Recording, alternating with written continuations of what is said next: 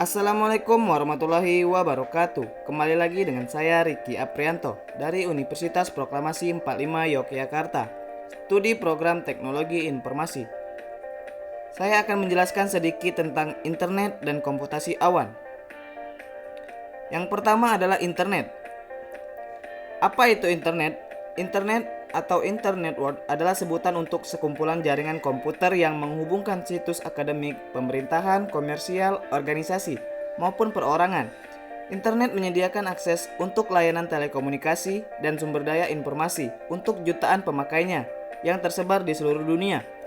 Layanan internet meliputi komunikasi langsung, email, chat, diskusi, usenet, news, email, milis.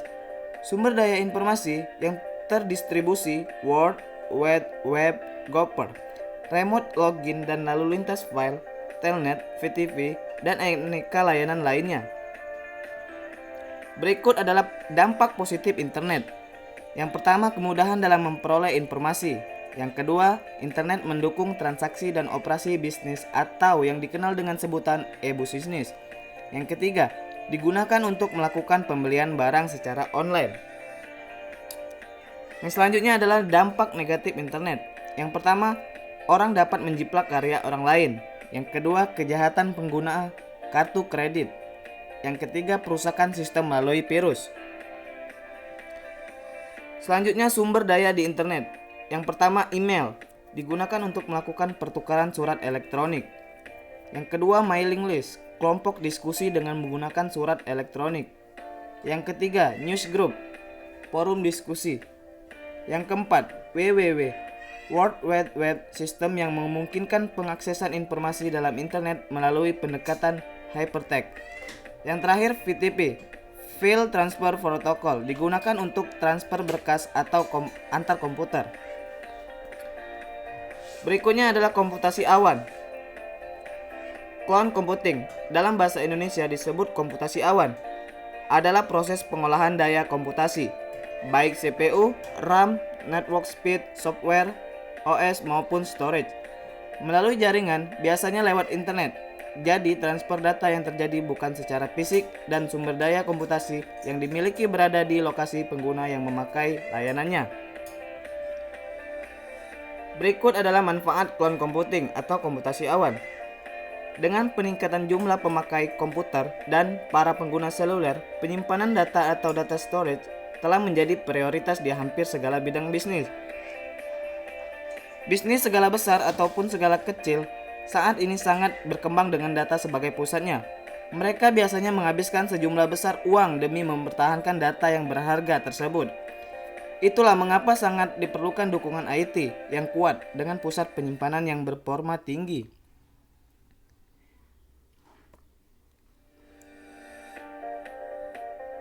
Tidak semua bisnis mampu membayar biaya tinggi infrastruktur IT berjenis in-house.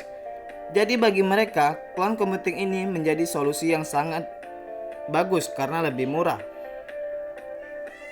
Berikut adalah kelebihan cloud computing atau komputasi awan. Yang pertama, menurunkan biaya infrastruktur IT, komputer dan lain-lain bagi penggunanya. Yang kedua, meningkatkan kinerja atau performa kerja. Yang ketiga, menurunkan resiko perawatan yang sering dan mahal karena jarang ada masalah. Yang keempat, mendapatkan pembaruan instan terhadap software yang ada. Yang kelima, meningkatkan kompatibilitas antar sistem operasi yang dipakai. Yang keenam, menyediakan cadangan atau backup dan juga pemulihannya. Yang ketujuh, meningkatkan skalabilitas. Yang kedelapan, meningkatkan kapasitas penyimpanan atau storage. Dan yang terakhir, meningkatkan keamanan data. Berikut tipe-tipe clone. Yang pertama, private clone. Private clone ini berarti sumber daya clone-nya digunakan bagi satu organisasi tertentu saja atau secara private, tidak dibagi ke pengguna atau organisasi lain. Yang kedua, community clone. Community clone mengacu pada penggunaan source bagi komunitas dan organisasi. Yang ketiga, public clone. Jenis clone ini biasanya dipakai buat interaksi tipe B2C atau business to consumer. Public clone menggunakan sumber daya komputasi yang dimiliki, diatur dan dioperasikan oleh pemerintah. Yang terakhir, hybrid clone. Jenis clone yang satu ini bisa digunakan untuk kedua jenis interaksi, B2B business to business atau B2C business to consumer.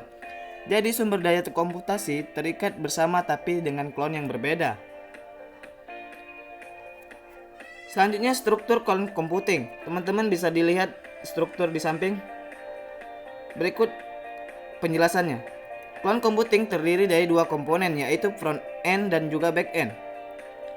Front end terdiri dari client clone computing sistemnya, lalu dibagi lagi menjadi dua, yaitu interface dan aplikasi yang diperlukan dalam mengakses platform clone computingnya.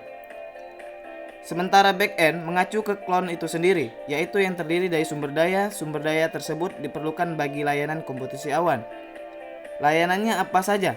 Ada berbagai layanan yang disediakan teknologi, komputasi awan yang virtual machine, server, data storage, security mechanism, dan lain sebagainya. Jadi, semua layanan itu berada di bawah kendali si provider atau penyedia komputasi awan.